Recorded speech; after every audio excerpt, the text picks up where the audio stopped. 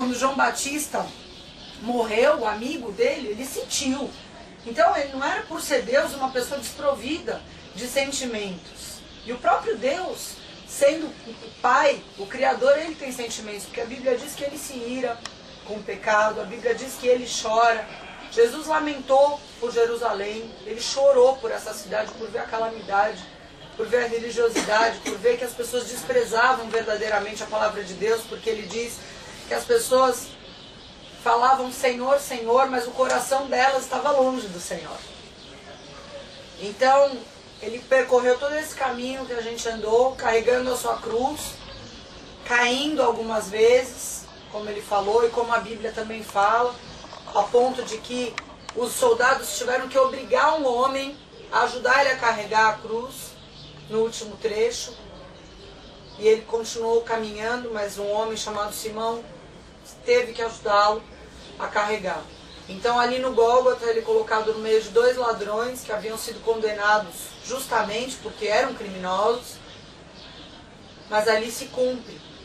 E a Bíblia diz que ele sentiu a ausência do Pai, porque o Pai não pôde olhar para ele naquela condição. Porque naquele momento ele se tomou o lugar do pecador. Isso verdadeiramente foi entrar na brecha pelas nossas vidas. Isso verdadeiramente foi interceder. Quando a gente intercede por uma pessoa, a gente tem que se identificar com o pecado dela. A gente tem que falar, Deus, me perdoa. Se eu estou orando por alguém que é um rebelde, eu tenho que falar, me perdoa pela rebeldia. Foi isso que Jesus fez. Ele nunca foi rebelde, ele nunca foi prostituto, ele nunca foi mentiroso, difamador, mas ele fez isso. Ele tomou o salário de todas as pessoas que fazem isso todos os dias. E não só daqueles que já tinham vivido e que estavam vivos, mas daqueles que ainda iriam nascer. Porque a gente nasceu 2000 anos depois e o sacrifício que ele fez vale para nós. E todo mundo aqui, eu acho que viveu uma vida com mais atividade pecaminosa já, né? Hoje a gente tem pecados, mas hoje a gente tem a consciência também do sacrifício e rapidamente a gente se posiciona, a gente se constrange, a gente pede perdão, a gente se acerta, mas a gente viveu muito tempo na ignorância, pecando muito, né? Contra Jesus. E mesmo assim ele não levou em consideração os tempos da ignorância, como diz a Bíblia.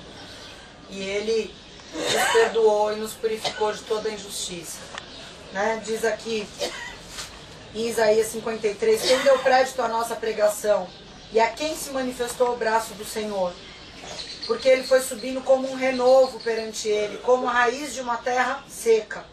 Ele não tinha beleza nem formosura, e olhando os homens para ele, não havia boa aparência nele, para que o desejássemos. Ele era desprezado, e o mais rejeitado entre os homens, homens de dores, e experimentado nos trabalhos. Como um de quem os homens escondiam o rosto, era desprezado, e não fizemos caso dele. Verdadeiramente ele tomou sobre si as nossas enfermidades, e as nossas dores levou sobre si. E nós reputávamos ele por aflito, ferido de Deus e oprimido. Mas ele foi ferido por causa das nossas transgressões e moído por causa das nossas iniquidades. O castigo que nos traz a paz estava sobre ele, e pelas suas pisaduras fomos sarados. Nós andávamos todos desgarrados como ovelhas, cada um se desviava pelo seu caminho, mas o Senhor fez cair sobre ele a iniquidade de todos nós.